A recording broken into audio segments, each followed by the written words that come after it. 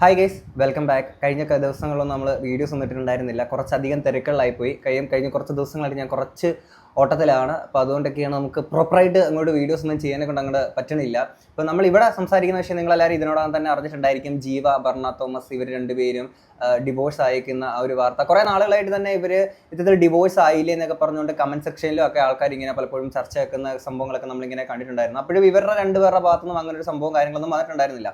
ഇനി ഫസ്റ്റ് എനിക്ക് പറയാനുള്ള കാര്യം എന്ന് വെച്ച് കഴിഞ്ഞാൽ, ഇപ്പോൾ കമന്റ് ബോക്സിൽ കുറച്ച് ആൾക്കാർ എന്താ സോ കോൾഡ് സെലക്റ്റീവ് ആയിട്ടുള്ള നന്മവിളികൾ വന്നിട്ട് ഈ വിഷയങ്ങളെ പറ്റിയിട്ട് നമുക്കറിയാനേ താല്പര്യമില്ലാത്ത ആൾക്കാരാണെന്നുണ്ടെങ്കിൽ please skip the video from here.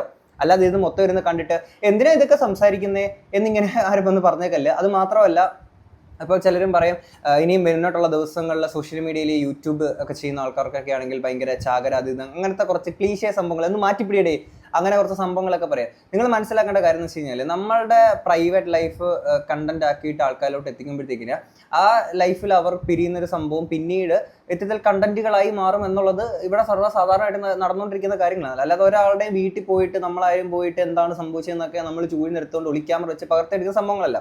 അതുകൊണ്ടൊക്കെ തന്നെയാണ് ഇപ്പോൾ ന്യൂസ് ചാനൽസിലും ഇത് മനോരമയിൽ വന്നിട്ടുണ്ടായിരുന്നു, അവരുടെ ഓൺലൈൻ ഇതിൽ ഒക്കെ തന്നെയാണെങ്കിൽ ഇവർ പിരിഞ്ഞു നിൽക്കുന്നതിൻ്റെ ഈ ഒരു സംഭവങ്ങൾ വന്നിട്ടുണ്ടായിരുന്നു. എവിടെയോ എന്തോ തെറ്റിപ്പോയി, ഇനി മുതൽ ഞങ്ങൾ ഒന്നല്ല, അപർണയുമായി വേർപിരിയുന്നുവെന്ന് വെളിപ്പെടുത്തി ജീവ.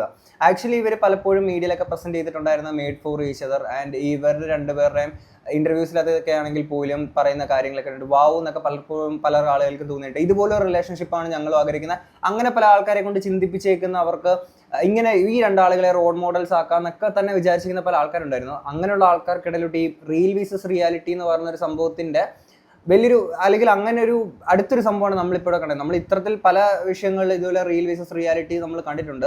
ഇവരുടെ കാര്യത്തിൽ കുറച്ചുകൂടെ അധികമായിട്ട് നമുക്കത് ഫീൽ ചെയ്തു. കാരണം വെച്ചാൽ അവർ ഇന്റർവ്യൂസിനകത്ത് വന്ന് പറഞ്ഞ കാര്യങ്ങൾ, അവരുടെ റിലേഷൻഷിപ്പിനെ പറ്റിയിട്ടൊക്കെ തന്നെ പിന്നീട് ഇങ്ങനെയൊക്കെ സംഭവിക്കുന്നു. പിന്നെ നമ്മൾ മനുഷ്യന്മാരാണ്, മാറും മറക്കും മരിക്കും. മനുഷ്യൻ അങ്ങനെയാണ്. ജീവിതത്തിൽ ഒത്തുപോകാൻ പറ്റാത്ത സിറ്റുവേഷൻസ് ഒക്കെ ഉണ്ടാകുമ്പോൾ മ്യൂച്വൽ റെസ്പെക്റ്റിൽ പിരിയുക, അതൊക്കെ ഭയങ്കര നല്ല കാര്യം തന്നെയാണ്. മ്യൂച്വൽ റെസ്പെക്റ്റിൽ അങ്ങനെ കാര്യങ്ങൾ ചെയ്യുമ്പോൾ ഇവർ നിലവിൽ അങ്ങനെ തന്നെയാണ് ഇവർ ചെയ്തിരിക്കുന്നത്. ഇവര് ഇത്തരത്തിൽ ഡിവോഴ്സ് എന്നുള്ള സംഭവം അറിഞ്ഞപ്പോൾ തന്നെയാണെങ്കിൽ ചെറുക്കം പണി തുടങ്ങിയിട്ടുണ്ട് അൽഗുരിതം.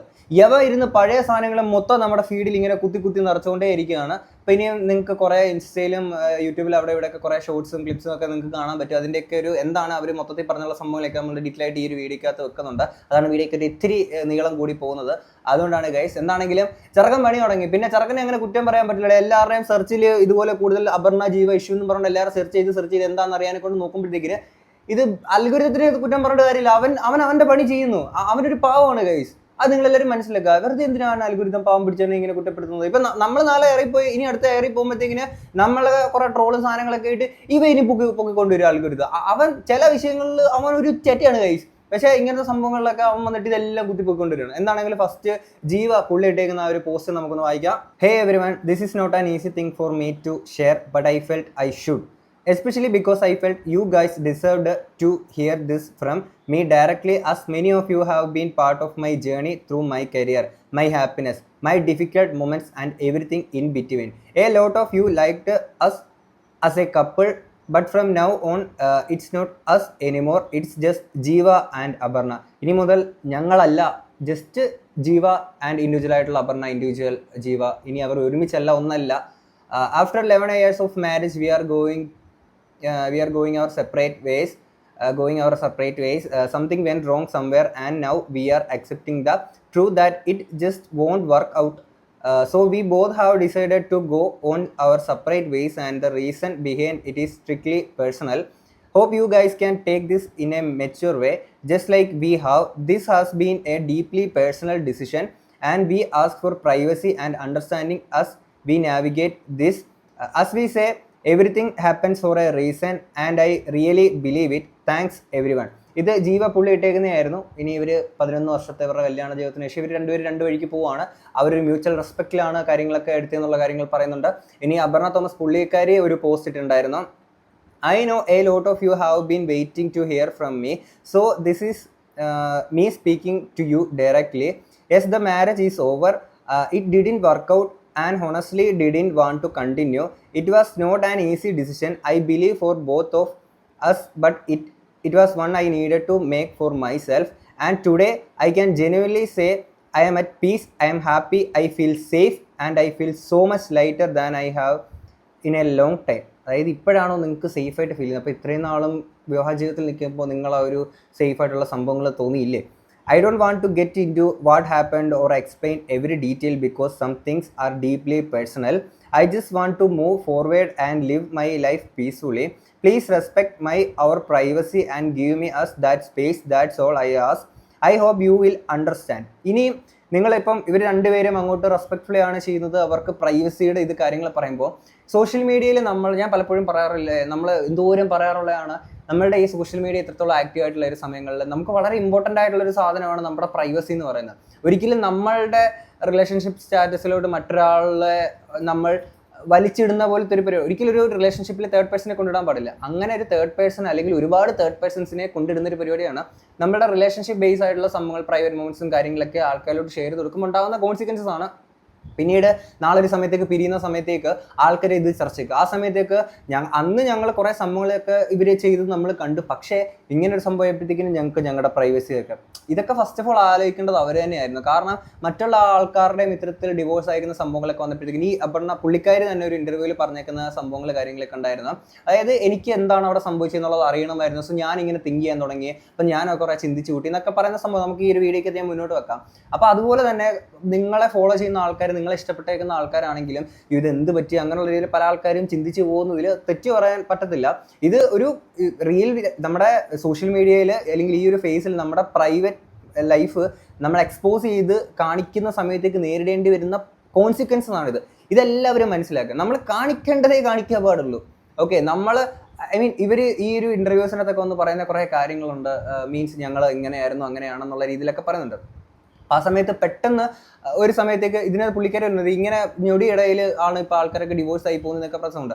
അതുപോലെ സംഭവം ഉണ്ടായപ്പോഴത്തേക്കും ആൾക്കാർക്ക് ഇതെന്തടാ ഇങ്ങനെ, അല്ലെങ്കിൽ എന്താണ് സംഭവിച്ചത്, അങ്ങനെ ഇവർ ഇത്രയും ഡീപ്പായിട്ട് ആ ഒരു സ്നേഹം കാര്യങ്ങളൊക്കെ പറഞ്ഞേക്കുന്ന ആൾക്കാർക്ക് ഇതെന്താ പറ്റിയെന്നുള്ളൊരു സംഭവങ്ങൾ കമൻറ്റ് ബോക്സിലാണെങ്കിലും ആൾക്കാരൊക്കെ പറഞ്ഞു തരാൻ പറ്റും. പിന്നെ കുറേ ആൾക്കാർ ഇത് സംഭവം അതാണ് അതിതാണെന്നുള്ള രീതിയിൽ പറഞ്ഞു പോകുന്ന കുറച്ച് ആൾക്കാർ നമുക്ക് കാണാൻ പറ്റും. അസ്യൂഷ്യൽ അതെല്ലാ വിഷയങ്ങളിലും അങ്ങനെ കുറച്ച് ഈ കുറേ ഹാസ്യകൃത്തുകൾ വന്ന് കമൻറ്റ് ബോക്സിൽ അങ്ങനെ കുറിപ്പ് എഴുതിയിടാറുണ്ട്. പുള്ളിക്കാരിയുടെ 32ാമത്തെ ബർത്ത്ഡേ ആയിരുന്നു. ഹെലോ 32 എന്നൊക്കെ പറഞ്ഞ പുള്ളിക്കാരി ഇട്ടേക്കുന്ന ഒരു പോസ്റ്റിനകത്ത് പുള്ളിക്കാരി ഒരു കമൻറ്റ് ഇട്ടിട്ടുണ്ട്. നാളെ നിങ്ങളുടെ വെഡ്ഡിങ് ആനിവേഴ്സറി അല്ലേ? അപ്പോൾ പുള്ളിക്കാരി റിപ്ലൈ ചെയ്തിട്ടുണ്ട്, അതൊക്കെ പണ്ട്. പബ്ലിക്കായിട്ടാണ് ആ ഒരു റിലേഷൻഷിപ്പിൻ്റെ കാര്യം ഒരാൾ ചോദിക്കുന്ന സമയത്തേക്ക് പബ്ലിക്കായിട്ട് അതൊക്കെ പണ്ടെന്നുള്ള രീതിയിൽ പറയുന്നത്. അപ്പം നിങ്ങൾക്ക് അതിനെ പറ്റിയിട്ട് സംസാരിക്കാൻ താല്പര്യമെങ്കിൽ ജസ്റ്റ് ഇഗ്നോർ, അതൊക്കെ വിട്ട് കളയുക. പിന്നെ എന്തിനാണ് അതിനെപ്പറ്റി ടോക്ക് ഉണ്ടാക്കാൻ നമുക്ക് വേണ്ടല്ലോ, ഇത് വേണ്ടാന്ന് പറഞ്ഞാൽ അങ്ങനെ വിടുമ്പോൾ അങ്ങനെയാണ്. പിന്നെ പുള്ളിക്കാരിട്ടുണ്ട്, I never been this wise and strong this entire life time, happy 32 to me. Okay, പുള്ളിക്കാരി ഇപ്പോഴാണ് സ്ട്രോങ് എന്നുള്ള രീതിയിലൊക്കെ ഇങ്ങനെ പറയുന്നുണ്ടായിരുന്നു. എന്താണെങ്കിൽ ഇവരുടെ ഈ ഒരു എങ്ങനെയാണ് ഇവർ പരിചയപ്പെട്ടതെന്നുള്ള കാര്യങ്ങളൊക്കെ പറയുന്നുണ്ട്. പണ്ട് സൂര്യ മ്യൂസിക് ഇവർ ഷോ ചെയ്യുന്ന ടൈമിൽ രണ്ടുപേർക്കും ബ്രേക്കപ്പ് സ്റ്റോറീസ് ഉണ്ടായിരുന്നു.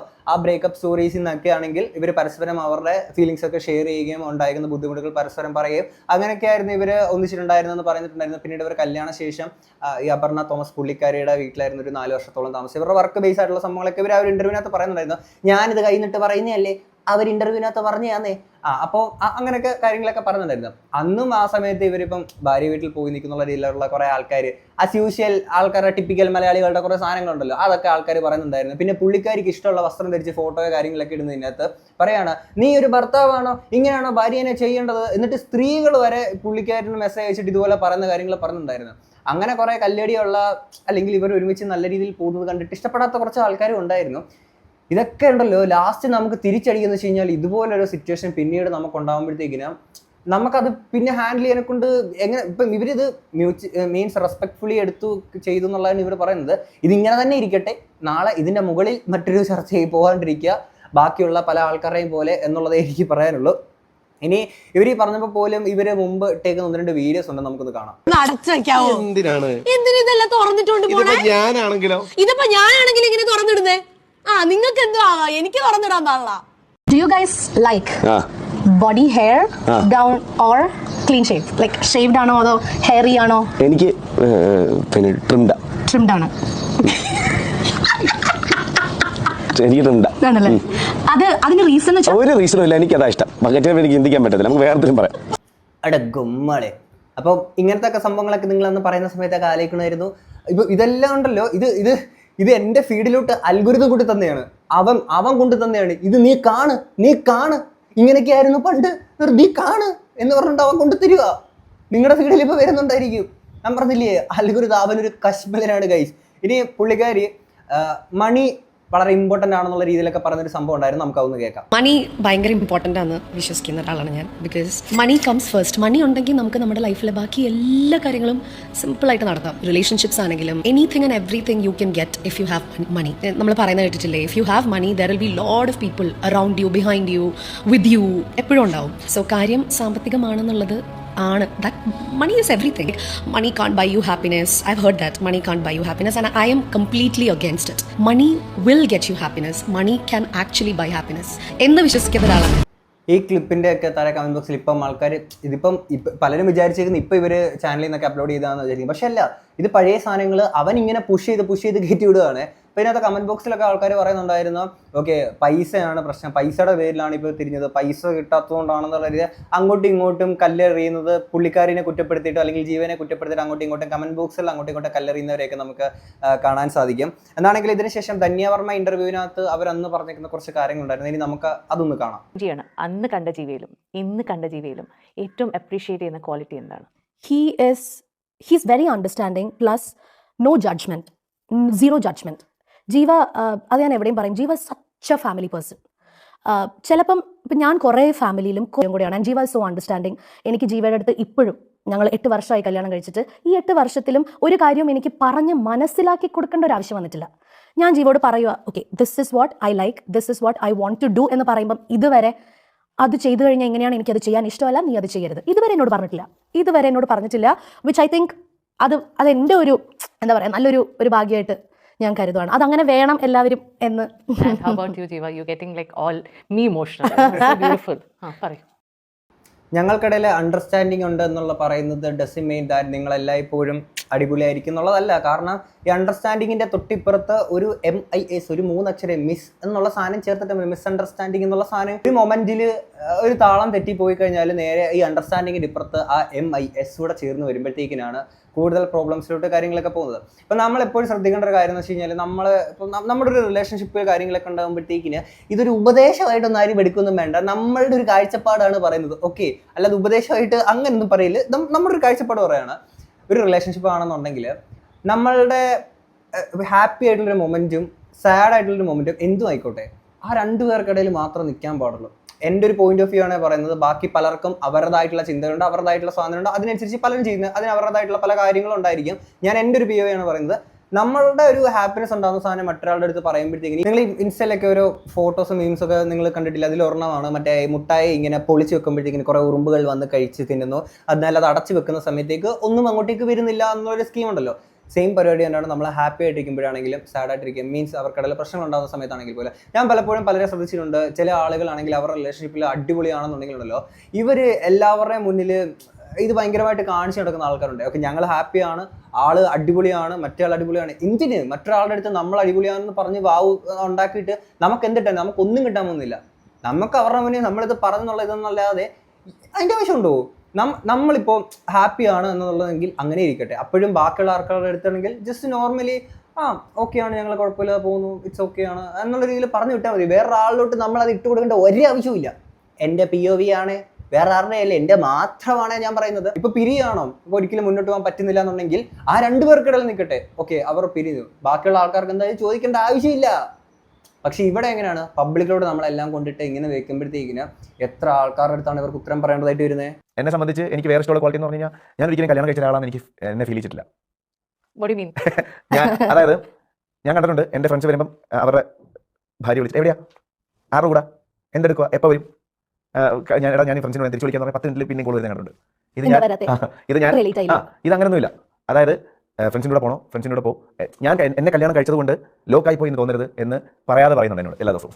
എനിക്കിതിൽ നിന്ന് വന്ന് അവർ ഒരുമിച്ചുണ്ടായിരുന്ന മൊമെന്റ്സ് ഒക്കെ അവർക്ക് അടിപൊളിയായിരുന്നു. ഇതിനകത്ത് ഏറ്റവും പെയിൻഫുൾ ആയിട്ടുള്ള സാധനം അത് തന്നെയാണ് ഗൈസ്. 2 പേര് പരസ്പരം ഇതുപോലെ മ്യൂച്വൽ അണ്ടർസ്റ്റാൻഡിങ്ങിലോ എങ്ങനെയായിക്കോട്ടെ അവർ പിരിഞ്ഞതിന് ശേഷം ഉണ്ടല്ലോ, അവർ ഇപ്പം മൂവ് ഓൺ ആയി എന്നൊക്കെ പറഞ്ഞാൽ പോലും ഉണ്ടല്ലോ, അവരുണ്ടായിരുന്ന ടൈമിൽ ആ മൊമെന്റ്സ് ഒക്കെ ഭയങ്കര അടിപൊളിയായിരിക്കും. ആ സമയത്ത് ആ മൊമെന്റ്സ് ഒക്കെ ഇങ്ങനെ ആലോചിച്ചിട്ട് ചിലപ്പോൾ എല്ലാവരുടെയും അങ്ങനെ ആവണമെന്നില്ല, ചില ആൾക്കാരുടെ ടോക്സിക്കോ റെഡ് ഫ്ലാഗോ റെഡ് ഫോറസ്റ്റ് ഒക്കെ ആണെന്നെങ്കിൽ റിയലൈസ് ചെയ്തിട്ട് അവൻ്റെ കൂടെ ആയിരുന്നു ഞാൻ, അവരുടെ കൂടെ ആയിരുന്നു, പക്ഷെ എന്തിനാ എന്നുള്ള ചിന്തിക്കും. എന്നാൽ പോലെ ബാക്കിയുള്ള അല്ലാതെ ബ്യൂട്ടിഫുൾ ആയിട്ടുള്ള മൊമെന്റ്സ് ഒക്കെ ഉണ്ടായിരുന്ന ആൾക്കാരൊക്കെ ആണെങ്കിൽ വീണ്ടും ഈ സാധനം ചിലപ്പോൾ എന്തെങ്കിലും പാട്ട് കേൾക്കുമ്പോഴോ ഒറ്റയ്ക്ക് ഇരിക്കുമ്പോഴൊക്കെ ആണെങ്കിൽ ഒരാവശ്യമില്ലാതെ ഇങ്ങനെ തികട്ടി ഈ സാധനം ഇങ്ങനെ കയറി വരും. ആ സമയത്തുണ്ടാകുന്ന ഫീലിങ്സ് ഗൈസ് ഭയങ്കര പെയിൻഫുൾ ആണ്. ബട്ട് നമ്മൾ മനസ്സിലാക്കേണ്ടത് life has to move on അല്ലേ, നമ്മൾ മുന്നോട്ടാണ് പോകേണ്ടത്. പിന്നിലും അപർണ ജീവ ലൈം ലൈറ്റിൽ അല്ലാത്ത കപ്പിൾസിന് ഒരു പക്ഷേ ഇത്രയും ചാലഞ്ചസ് ഉണ്ടാവില്ല. But as couples in the lime light നിങ്ങൾ ഇങ്ങനെ ഒരു പെഡസ്റ്റലിൽ വെച്ചിരിക്കുന്ന സ്ഥിതിക്ക് അതൊരു ആഡഡ് പ്രഷറും കൂടിയാണ്. എന്ത് തരത്തിലുള്ള ചാലഞ്ചസ് നിങ്ങൾ ഡീൽ ചെയ്യുന്നത്? First challenge algorithm. അവനാണ് ഫസ്റ്റ് ചലഞ്ച്. അവൻ ഇതുപോലെ പഴയ ഇപ്പൊ ഇവർ പറഞ്ഞേക്കുന്ന സംഭവങ്ങളെയൊക്കെ കുത്തിപ്പൊക്കി കാണടാ കാണിനടാ എന്നും പറഞ്ഞുകൊണ്ട് കൊണ്ടുതരും. അതാണ് ഫസ്റ്റ് ചലഞ്ച്. ആ ചലഞ്ചിന് അൽഗുരിതം അവൻ്റെ അടുത്ത് നമുക്കൊന്നും ചെയ്യാൻ പറ്റൂല. അവൻ പറഞ്ഞ കേൾക്കൂല. അവൻ അനുസരണ ഇല്ലാത്ത ചെറുക്കനാ. അവനൊരു ദയയില്ലാത്ത ഒരുത്തനാണ്. അവനത് കുത്തിപ്പോയിക്കൊണ്ടുവരും. പിന്നെ ഇതുപോലെ ആൾക്കാർ ഞാൻ നേരത്തെ പറഞ്ഞ പോലെ ഇപ്പം പ്രൈവറ്റ് ആയിട്ട് വെക്കുന്ന സാധനമാണെങ്കിൽ രണ്ടുപേർക്കിടയിൽ മാത്രം നിൽക്കുന്നൊരു സാധനമാണെന്നുണ്ടെങ്കിൽ ഇത് എല്ലാ ആൾക്കാരിലോട്ടും നമ്മൾ ഇട്ട് കൊടുത്തേക്കാണ്. അപ്പം എത്രയോ ആൾക്കാരാണ് വന്നിട്ട് നമ്മളുടെ കാര്യത്തിൽ വന്നിട്ട് അഭിപ്രായം പറയാൻ കൊടുക്കുക. ഇപ്പം നമ്മൾ ചെയ്യുന്ന ഒരു വീഡിയോ പോലെ ഇതിനകത്ത് നമ്മൾ മന്തി ഉണ്ടാക്കുന്നു. അപ്പം ഇതുപോലെ എങ്ങനെയാണ് തുറന്ന പുസ്തകമായിട്ട് നമ്മളുടെ റിലേഷൻഷിപ്പിനെ കൊണ്ടുവെക്കുന്ന സമയത്ത് ഇങ്ങനെ ആൾക്കാർ ഒന്ന് അഭിപ്രായം പറയും. അതിനകത്ത് നിന്ന് കമന്റ് ബോക്സിൽ ആൾക്കാർ അവരുടേതായിട്ട് പറയും. നമ്മൾ ഇതുപോലെ വീഡിയോ ഓൺ ചെയ്ത് വെച്ചിട്ട് നമ്മുടെ അഭിപ്രായം പറഞ്ഞ് നമ്മൾ അതിനകത്ത് നിന്ന് മന്തി വാങ്ങുന്നു, ട്രോൾ ചെയ്യുന്ന ആൾക്കാർ ട്രോൾ ചെയ്യുന്നു. അങ്ങനെയുള്ള രീതിയിൽ കാര്യങ്ങൾ പോകുന്നു. ഇതാണ് ഇവർക്ക് നേരിടുന്ന ഏറ്റവും വലിയൊരു challenge. If you don't mind sharing. Definitely അത് പറ. ഇപ്പം ഞാൻ പറയട്ടെ ചേച്ചി, ഞങ്ങളുടെ റിലേഷൻഷിപ്പ് പുറമേ കാണുന്ന പോലെ ഭയങ്കര എന്താ പറയുക സ്വീറ്റ് ആൻഡ് യുനോ ലൈക്ക് ഭയങ്കര ബബ്ലി അങ്ങനെയൊന്നും അല്ല. ഞങ്ങൾക്ക് ഞങ്ങളുടേതായ ഒരുപാട് ചാലഞ്ചസ് ഉണ്ട്. ഒരുപാട് ചാലഞ്ചസ് ആസ് ഇൻ ഫാമിലിയിൽ നിന്ന് ഒരുപാട് പ്രഷേഴ്സ് ഉണ്ട്, പുറത്തുനിന്ന് പ്രഷേഴ്സ് ഉണ്ട്.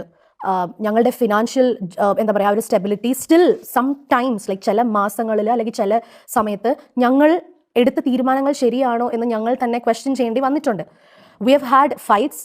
ചില സമയത്ത് ലൈക്ക് ഓക്കെ ഇപ്പം തന്നെ ചേച്ചിക്ക് ഞങ്ങളുടെ ഒരു ഇതിൽ നിന്ന് മനസ്സിലായിട്ടുണ്ടാവും ജീവ ഒരു എന്താ പറയുക ജീവ ഡിസിഷൻ മേക്കിങ്ങിന് കുറച്ച് ഒരു മറ്റുള്ളവരെ വിഷമിപ്പിക്കേണ്ട എന്നൊരു ഇതുണ്ട്. പക്ഷെ എനിക്ക് ഞങ്ങളുടെ ആ ഒരു കപ്പിൾ അല്ലെങ്കിൽ ആ ഒരു ലൈഫിൽ എനിക്ക് കുറച്ച് അത് കൂടുതലാണ്.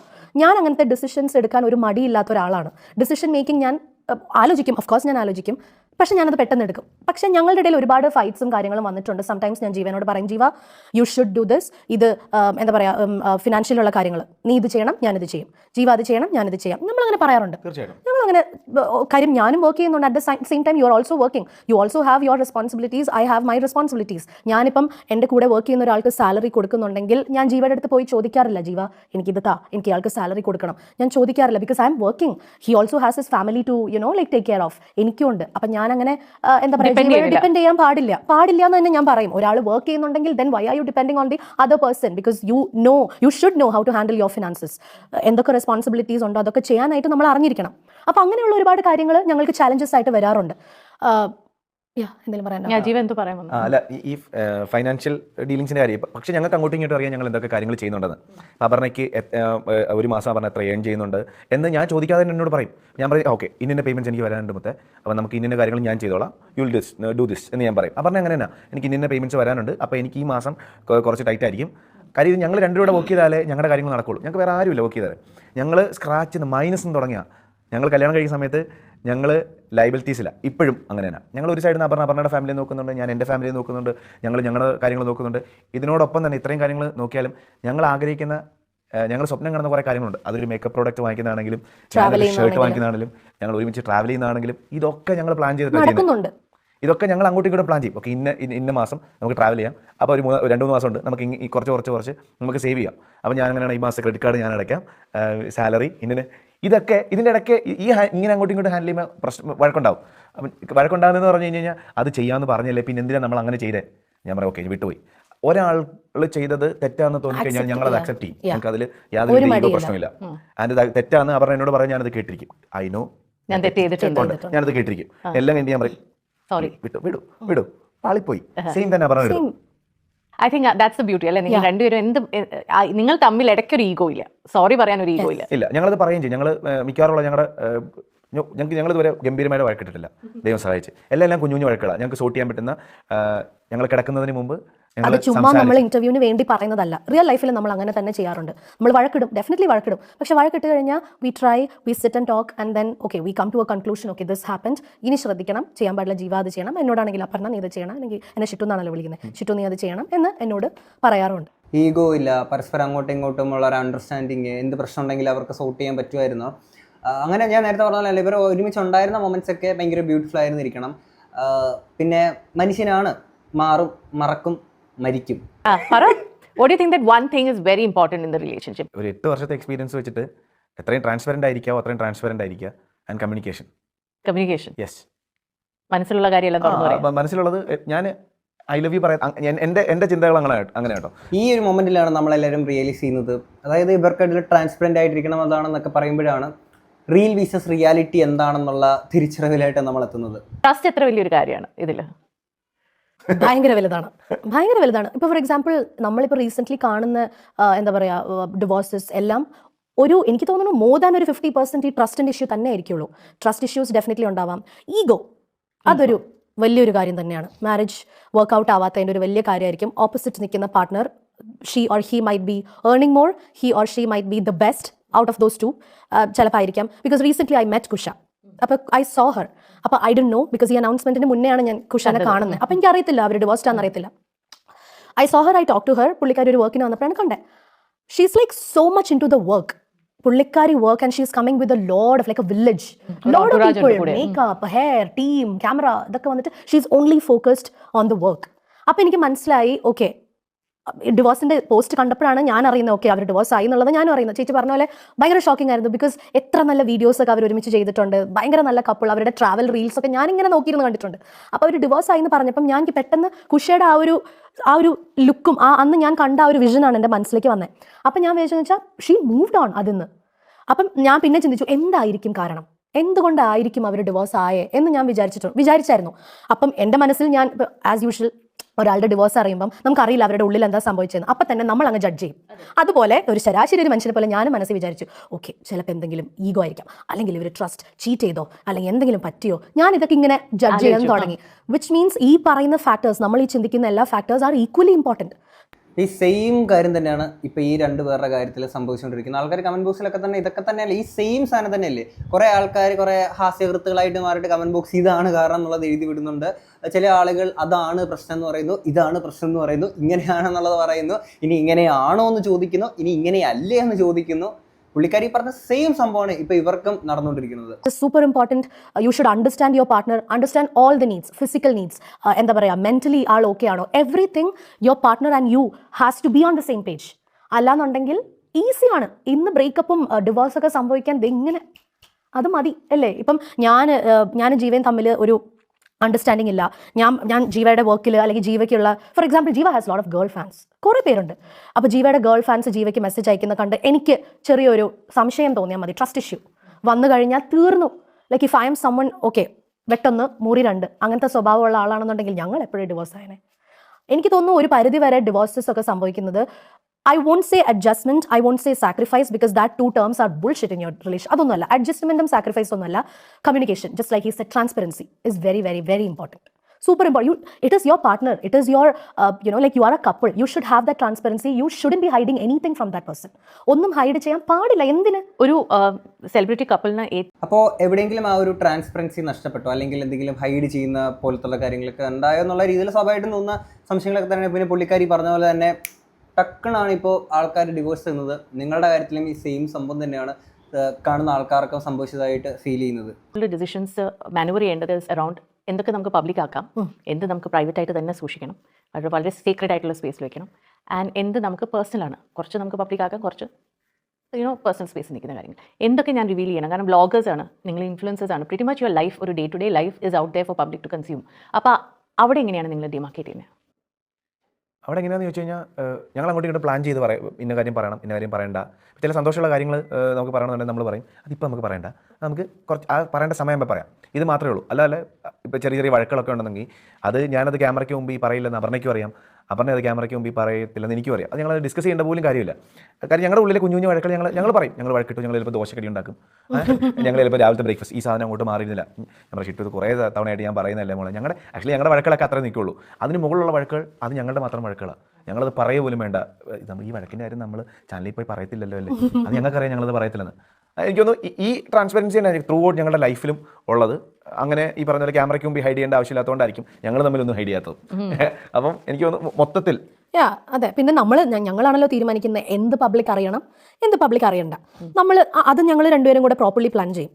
ഓക്കെ, ഇത് നമുക്ക് അനൗൺസ് ചെയ്യണം ബിക്കോസ് ഇറ്റ് ഈസ് ഒരു maybe it is an achievement, അല്ലാന്നുണ്ടെങ്കിൽ it is a message that we can pass on, അങ്ങനെ എന്തെങ്കിലും ഒരു കാര്യമായിരിക്കും. അപ്പം ഞങ്ങൾ മ്യൂച്വലി ഡിസൈഡ് ചെയ്യും, ഓക്കെ ഇത് let's put it up, let people know. ഇത് അവർക്ക് ചിലപ്പോൾ നല്ലൊരു കാര്യമായിരിക്കും. ചില കാര്യങ്ങൾ ഞങ്ങളുണ്ട് നോ വേ ഇത് ഒരാളും അറിയത്തില്ല. ഇതിലൊരു അങ്ങനെ വലിയ വിവാദമായി പോവാതിരിക്കാനെ കൊണ്ട് അങ്ങനെ നിങ്ങളുടെ പേഴ്സണൽ കാര്യങ്ങൾ പേഴ്സണലായിട്ട് തന്നെ ഇരിക്കട്ടെ. ഇതാണ് നമ്മളുടെ ഈ ഒരു ഹാപ്പി ആയിട്ടുള്ള മീൻസ് ഈ നെഗ് കടി വഴക്ക് ഇത് മാത്രമല്ലാതെ ഈ ഹാപ്പി ആയിട്ടുള്ള സാധനങ്ങൾ കാണിക്കുമ്പോഴും മനസ്സിലാക്കുക, ഈ ഭംഗിയുള്ളതിനെ ആ ഭംഗിയുള്ള സാധനത്തിന്റെ ഭംഗി നഷ്ടപ്പെട്ട് കാണാനായിരിക്കും പല ആളുകളും താല്പര്യപ്പെടുന്നത്. കാര്യം അവർക്കുള്ളത് എന്താണോ അതിന് ചിലപ്പോൾ ഈ കാണുന്നതിന് അത്രയുള്ളൊരു ഭംഗി ഉണ്ടായി എന്നുള്ളത് വരത്തില്ല.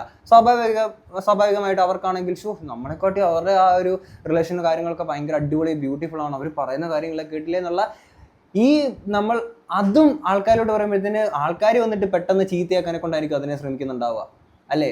അങ്ങനെയുള്ള ഇവർ തന്നെ ഇന്റർവ്യൂവിനകത്ത് ബാക്കി ഭാഗങ്ങളിലെ കുറച്ച് സംഭവങ്ങളൊക്കെ ഇങ്ങനെ പറയുന്നുണ്ടായിരുന്നു. ഇവരുടെ കാര്യത്തിൽ ഒരു പോസ്റ്റ് ഇടുമ്പോൾ തന്നെ ആൾക്കാർ വന്നിട്ട് ഇവരുടെ പേഴ്സണൽ DM-ലും ഒക്കെ വന്നിട്ട് കുറെ അത് പറയാണ് ഇത് പറയണം അങ്ങനെ കുറെ സംഭവങ്ങളൊക്കെ പറയുന്ന സംഭവങ്ങളൊക്കെ പറയുന്നുണ്ടായിരുന്നേ. അതാണ് ഭംഗിയുള്ളതിനെ പെട്ടെന്ന് ആൾക്കാർ ചീത്തയാക്കി കാണിക്കാനായിരിക്കും, അല്ലെങ്കിൽ അങ്ങനെ ചീത്തയാക്കാനെ കൊണ്ടായിരിക്കും പല ആൾക്കാരും ശ്രമിക്കുക. അതാണ് നമ്മൾ പബ്ലിക്കോട്ട് കൊണ്ടിടുമ്പം നമ്മളൊരു തുറന്ന പുസ്തകമായിട്ട് നമ്മുടെ റിലേഷൻഷിപ്പ് മാറുമ്പോൾ ഉണ്ടാകുന്ന അവസ്ഥ. നമ്മുടെ ഒരു പേഴ്സണൽ സ്പേസ് നമ്മുടെ പേഴ്സണലായിട്ടുള്ള നമ്മുടെ ഒരു വ്യക്തി എന്ന നിലയിൽ ഒരു തുറന്ന പുസ്തകമാവുന്നതും, എന്നാൽ ഒരു റിലേഷൻഷിപ്പിൽ രണ്ടാളുകൾ ചേർന്നുള്ള ഒരു വലിയൊരു യാത്രയിലോട്ട് പോവല്ലേ, നമ്മൾ വലിയൊരു യാത്ര ചെയ്യുകയല്ലേ, അപ്പം നമ്മളൊരു തുറന്ന പുസ്തകമായിട്ട് ഇരിക്കുമ്പോഴത്തേക്കിനും ഉണ്ടാകുന്ന കോംപ്ലിക്കേഷൻസ് ആണ്. പിന്നെ ഒരു കാര്യമുണ്ട്, പബ്ലിക് ആക്കുന്ന ഒക്കെ മീൻസ് നമ്മൾ ഒരു ഫാമിലി ലൈഫ് സ്റ്റൈൽ വ്ളോഗേഴ്സ് ഒക്കെ ആണെങ്കിൽ നിങ്ങളുടെ സാധനങ്ങൾ പബ്ലിക് ആക്കിയിട്ട് അങ്ങനെ കണ്ടന്റ് ആക്കി മാക്കാൻ ഉദ്ദേശിക്കുമ്പോഴത്തേക്കിന് പിന്നീട് ഇങ്ങനെ ഒരു സിറ്റുവേഷൻ പിരിയുന്ന ആളുകളിൽ ഇങ്ങനെ പിരിയുന്ന ഒരു കാര്യം ഉണ്ടാകുമ്പോഴത്തേക്കിന് ആൾക്കാരുടെ ചോദ്യങ്ങളും അല്ലെങ്കിൽ ഇങ്ങനൊരു സിറ്റുവേഷൻ ഉണ്ടാവും. അപ്പം അതുകൂടെ ഫേസ് ചെയ്യാനെ കൊണ്ട് തയ്യാറായിട്ടുള്ള ആൾക്കാരെ പിരിയാണെങ്കിലും പബ്ലിക് ആക്കാൻ നിൽക്കാവുള്ളൂ. കാര്യം എന്ന് വെച്ചാൽ പബ്ലിക് ആക്കി കഴിഞ്ഞാൽ ഉറപ്പായിട്ടും ആൾക്കാർ വന്നിട്ട് ഇതിനകത്തുള്ള കാര്യങ്ങളൊക്കെ പറയാം. എന്നിട്ട് ലാസ്റ്റ് വന്നിട്ട് അയ്യോ ഞങ്ങളെ അങ്ങനെയൊന്നും പറയല്ലേ, നമ്മൾ അങ്ങനെ മ്യൂച്വലി പറഞ്ഞ ഇതെന്ന് പറഞ്ഞാൽ പോലും ഉണ്ടല്ലോ ആൾക്കാർ പിന്നെ നിങ്ങൾ ഈ രണ്ടിനകത്ത് പറഞ്ഞ പോലെ തന്നെ പിന്നെയും പിന്നെ ഇത് ചർച്ചകളായിട്ട് മാറുന്നു, കുറേ സംഭവങ്ങളായിട്ട് മാറുന്നു. ഇതൊക്കെ ഇങ്ങനെ ഇതിൻ്റെ പരിപാടികളായിട്ട് ഇങ്ങനെ പൊക്കോണ്ടിരിക്കും. അത് തന്നെയാണ് ഭംഗിയുള്ളതിനെ നമ്മളൊരു തുറന്ന പുസ്തകമായിട്ട് വെക്കുമ്പോൾ ആൾക്കാർ വന്നതിനെ ചീത്തയാക്കാൻ ശ്രമിക്കും. ആ ഭംഗി നമുക്കുള്ളിൽ തന്നെ ഇരിക്കട്ടെ, ആ ഭംഗി അത്രയും അടിപൊളിയായിട്ട് തന്നെ പോട്ടെ. ഇനി നിങ്ങൾക്കാണെങ്കിലും മുന്നോട്ടുള്ള ദിവസങ്ങളിൽ മോഹണം എന്നൊക്കെ പറഞ്ഞാലും നിങ്ങൾ ഒപ്പം ഉണ്ടായിരുന്ന മൊമെന്റ്സ് ഒക്കെ ഭയങ്കര പെയിൻഫുൾ ആയിട്ട് ആ ബ്യൂട്ടിഫുൾ ആയിട്ടുള്ള മൊമെന്റ്സ് ഒക്കെ ഇങ്ങനെ തികട്ടി വരും. ആ പലരുടെ റിലേഷൻഷിപ്പിൽ കാര്യങ്ങളൊക്കെ അങ്ങനെയൊക്കെ തന്നെ ആയിരിക്കും. എക്സ്പീരിയൻസ് ചെയ്തിട്ടുള്ള പല ആൾക്കാരും ഉണ്ടായിരിക്കും, എനിക്കറിയാം. ഓക്കെ, അപ്പോൾ ഇതിന് മേൽ അങ്ങോട്ടും ഇങ്ങോട്ടും ചെളിവാരി ഇരുന്ന സംഭവങ്ങൾ കാര്യങ്ങൾ ഉണ്ടാവാതിരുന്നു കഴിഞ്ഞാൽ വളരെ നല്ലതായിരിക്കും. എന്താണെങ്കിലും ഇത്രയും കേട്ടിട്ട് നിങ്ങൾക്ക് എന്താ തോന്നുന്നുള്ള തീർച്ചയായും കമന്റ് ബോക്സ് പറയാം. നമുക്ക് അടുത്തൊരു വീഡിയോ ആയിട്ട് കാണാം. അപ്പം ശരി.